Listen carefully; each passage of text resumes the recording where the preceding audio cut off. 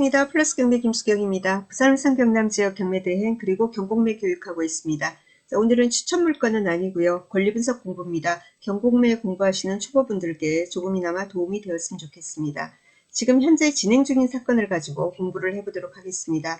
부산 진구 범천동에 가야누리 에더 센트리즈라는 아파트가 있습니다. 일개동에 약 200세대 정도 된 아파트고요. 그리고 1호선 범내권역 서측 역세권 아파트입니다. 2020년식이니까 5년 됐고요. 북측으로 초등학교도 인접해 있습니다. 1호선 역세권에 2020년식 5년 됐고 초등학교도 인접. 조건이 나름 괜찮죠. 자, 이런 아파트 감정가가 2억 4천인데 지금 감정가 51% 1억 2288만원까지 유찰이 되어 있습니다.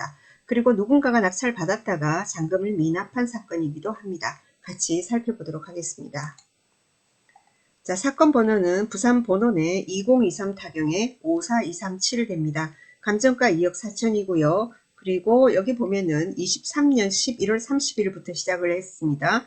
쭉 유찰이 됩니다. 2억 4천에서 얼마까지? 24년 여기 10월 10일 날 보니까 3,221만 2천원까지 유찰이 됐는데 요거 2억 4천으로 다시 진행한다 라고 되어 있습니다. 자, 그렇게 해서 진행하다가 12월 19일 날 작년에 자, 한 명이 입찰했습니다. 자, 최저가 1억 5,360만원인데 최저가에 살짝 조금 더 쓰고 낙찰 받았는데 잔금을 미납했습니다. 자, 그리고 4월 17일 유찰, 그리고는 이번에 5월 22일 날 1억 2,288만원인 겁니다. 자, 요거는 추천 물건 아니기 때문에 등기부 권리 분석 바로 넘어가겠습니다. 입지는 관심 있으신 분 참고하시기 바랍니다. 자, 등기부 봅니다. 2021년 1월 29일 날 소유권 이전 매매에 되어 있습니다. 그 당시 거래가액 3억 5천입니다. 상당히 높네요. 자, 그리고 그때 보니까 소유권 이전하면서 말입니다. 소유권 이전 등기는 등기부의 갑구 순위번호 4번입니다. 그런데 갑구 순위번호 5번으로 뭐가 들어오냐면 바로 소유권 이전 청구권 가등기가 들어옵니다. 그리고는 매매예약 이렇게 되어 있습니다. 자, 이렇게 가등기가 있고요. 그 뒤에 압류가 3건이 있고 임차권 등기 있습니다. 자, 임차권 등기, 임차권자 여기 있는데 보증금은 2억 4천이고요. 전입일 보니까 2021년 1월 15일이라고 되어 있습니다. 그리고 요 임차인 같은 경우에 주택도시보증공사로 그 보증금 채권이 양도된 모양입니다. 그래서 주택도시보증공사에서 임차 보증금 그죠?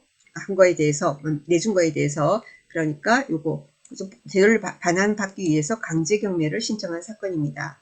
자, 여기 한번 봅시다. 자, 우리 등기부를 보면 가장 기본이 말소기준 권리라는 걸 찾아야 됩니다. 자, 말소기준 권리가 될 수 있는 건 어떤 게 있습니까? 저당, 요즘은 저당은 잘 없죠. 저당, 근저당, 압류, 감류, 담보가등기, 경매, 개시등기 이렇게 됩니다. 자, 그러면은 이 등기부에서는 뭐가 제일 빠르냐 하고 보니까 압류가 제일 빠릅니다. 21년 6월 1일에 압류, 여기가 말소기준 권리가 됩니다. 자, 여기가 말소기준 권리인데 이 말소기준 권리보다 더 빠른 게 뭡니까? 가등기입니다. 소유권 이전 청구권 가등기, 선순위 가등기가 있는 겁니다. 이 가등기 같은 경우에 어떻게 되냐면 가등기가 등기부에는 소유권 이전 청구권 가등기라고 기재되어 있으나 정말로 소유권 이전 청구권 가등기인 경우도 있고 또는 담보 가등기인 경우도 있습니다. 담보 가등기 같은 경우에는 근저당하고 같이 이제 분석을 하시면 되거든요. 그럼 담보 가등기인지 아닌지 어떻게 아느냐? 최근에는 등기부에 보면 담보가등기라고 아예 기재가 되어 있는 경우도 있습니다. 근데 기재가 되어 있지 않다. 자, 그렇게 됩니다. 그럼 어떻게 됩니까? 법원에서 이제 물어봅니다. 법원에 서류를 보내는 거예요. 경매가 진행이 된다. 어떻게 되느냐? 그죠? 보증명령 해라. 뭐 이런 식으로 오거든요. 그러면은, 그렇냐? 그러면서 나는 뭐죠? 채권계산서. 그러니까 나는 돈 받을 게 이만큼이 있다. 라고 이제 제출이 되고 이러면은 그건 담보가등기가 되는 겁니다. 자, 그런데 그렇지 않다면은 위험한 게 되는 거죠. 일단 그런 내용이 그러니까 선순위 가등기가 지금 하나 있다라는 거고요. 그리고 아까 임차권 등기 어떻게 해요? 임차권 등기 보니까 임차권자가 21년 1월 15일이었죠. 자, 말소기준 권리는요. 21년 6월 달이죠.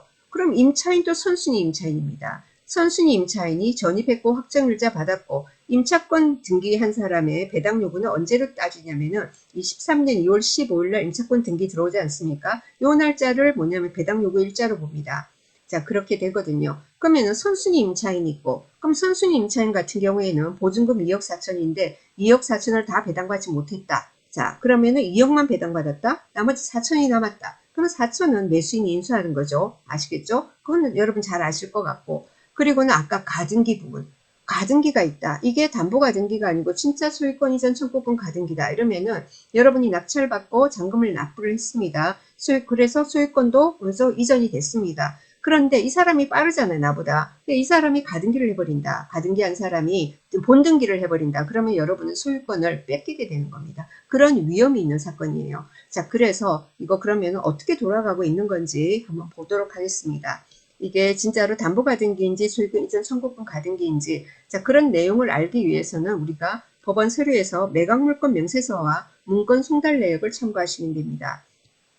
문건 송달 내역 한번 열어보도록 하겠습니다. 자, 여니까 23년 5월달부터 해서 쭉 이렇게 문건 송달 내역이라고 있습니다. 문건 송달 내역, 이 송달 내역은 뭐냐면은 이거는 외부에서 법원으로 들어오는 겁니다. 자, 그러면 여기 이 란에, 여기 이 페이지에 가등기자가, 그죠? 가등기권자가 채권 계산서를 제출한 그런 내역이 있어야 됩니다. 자, 그런데 23년 5월 달부터 해서 쭉 내려봅니다. 전혀 없습니다. 전혀 없이 내려가다가, 자, 24년 12월 27일 날 가등기권자가 열람 및 복사 신청을 제출했다. 이거밖에 없습니다. 이 말은 뭐냐면은 법원에 와서 법원 그 자료 있지 않습니까? 경매 사건에 해당 사건마다 여러 가지 자료들이 있지 않습니까? 그래서 뭐 거기 보면은 그저 감정평가서도 있고 등기부도 있고 각종 여러 가지 뭐 예를 들면은 관공서 같은 데서 압류 등기가 만약에 안 들어왔다 하더라도 그 외에 그죠? 압류하지 않은 다른 관공서 같은데 세금 안 낸 거, 분과금 안 낸 거 있으면은 그런 것도 교부 청구 들어온 내역도 있고 아주 다양한 내용이 있죠. 자, 그런데 그런 거를 쭉 열람을 했다라는 거죠. 게다가 여기 같은 12월 27일은 그 며칠 뒤에 낙찰이 됐었거든요. 그러니까 그런 거 이제 얼마에 낙찰됐는지 뭐 여러 가지 관련 서류를 보려고 했던 것 같습니다.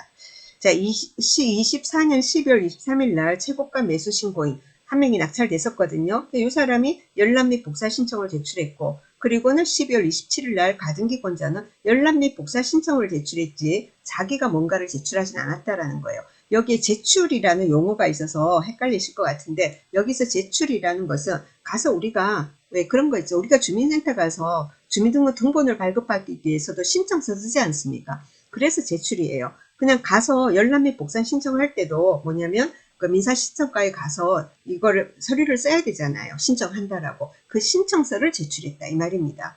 근데 전혀 그런 게 없어요. 근데 법원에서요. 송달 내역 볼까요? 송달 내역은 법원에서 관계인에게 보낸 겁니다. 여기 보면은 쭉 내려가면 5월 10일 날, 23년 5월 10일 날 가등기권자에게 최고서를 발송했다. 이런 말이 나옵니다. 도달도 했습니다. 이때는 참 송달 간주군요. 그 밑에 내려가서 5월 10일 날 역시 가등기권자에게 보정명령 등본을 발송했다. 그러니까 5월 12일 날 도달했다라고 되어 있습니다. 못 받은 것도 아니에요. 그리고 9월 14일 날 다시 발송합니다. 가등기권자에게 보정명령 등본을 발송했다. 9월 14일 날, 9월 18일 날 도달했다. 이런 식으로 나와 있습니다. 근데 법원에서는 할 만큼 한 거죠. 보정명령 등본 발송한 겁니다. 담보가등기냐 아니냐 이렇게 물은 거죠. 자, 그런데 뭐죠? 전혀 답이 없는 겁니다. 그렇다면은 이 사건 같은 경우 굉장히 위험하다. 그죠? 선순위 임차인 있고, 그리고는 뭐죠? 선순위 가등기도 있고 그런 겁니다. 근데 선순위 임차인 부분에 대해서는 뭐냐면은 여기 이 채권이 말입니다. 임차 보증금 채권. 요게 뭐냐면은 주택도시보증공사로 양도됐거든요. 주택도시보증공사에서는 도리어 대항력 포기 확약서를 제출했습니다. 자, 문건 송달 내역 봅시다. 문건 송달 내역 보면 다시요. 여기 봅시다. 여기 보면 나와요. 9월 19일 날 채권자 주택도시보증공사입니다. 주 땡땡땡땡 돼 있는 게 주택도시보증공사입니다. 대항력 포기 확약서를 제출했다. 이렇게 돼 있는 겁니다. 그래서 뭐냐면 선순위 임차인 부분은 해결이 됐습니다. 해결이 됐는데 가등기라는 부분이 남아있는 겁니다. 그래서 이런 사건은 여러분이 입찰하시면 안 되는 사건입니다. 자, 두 가지다 그죠? 근데 첫 번째 선순위 임차인 그리고는 요런 게 지금 주택도시보증공사로 보증금 채권이 양도되고 그리고 그 주택도시보증공사에서 경매를 신청하고 하다가 안 되니까 대항력 포기 확약서를 제출하고 이 패턴은 여러분도 굉장히 많이 봤죠. 자, 그런데 지금 여기서 플러스에서 뭐죠? 가등기라는 선순위 가등기라는 그런 문제점이 또 있다라는 얘기입니다. 그리고 이 가등기가 담보가등기면은 말소 기준 권리가 될 수 있죠. 그런데 이 가등기권자로부터 아무런 채권 계산서 제출이라든가 답이 없는 겁니다. 그래서 요거는 위험하다라는 그런 얘기입니다. 그래서 이런 어떤 내용들은 여러분들도 이제 경매 잘 하시는 분들은 이 강의를 들으실 필요가 없고, 이제 막 경매 공부하시는 분들은 이런 사건을 보시면은 매각물건 명세서와 문건 송달 내역을 보시면 됩니다. 이 사건도 매각물건 명세서를 열어보면은 그러한 내용이 두 가지에 대해서 다 기재가 되어 있습니다. 자, 매각물건 명세서만 제대로 봐도 크게 실수할 일은 없는 겁니다. 그죠? 그래서 오늘은 여러분께 초보분들께 조금 도움이 되고자 공부를 한번 해봤습니다. 혹시나 여러분들도 공부하시다가 좀 문제가 되는, 여러분이 보기에 조금 어려운 사건이나 이거 왜 이러지 하는 사건이 있으면은 댓글로 남겨주시기 바랍니다. 그래서 어느 법원에 사건 번호만 남기지 마시고, 그죠? 무슨 법원, 그죠? 여기 부산 본원이면 부산 본원 몇 번, 부산 동부지원 몇 번 사건 번호 남겨주시고 질문 남겨주시면 영상으로 만들어서 답을 드리도록 하겠습니다. 자, 오늘 여기까지 하도록 하겠습니다. 다음 시간 또 뵙도록 하겠습니다. 감사합니다.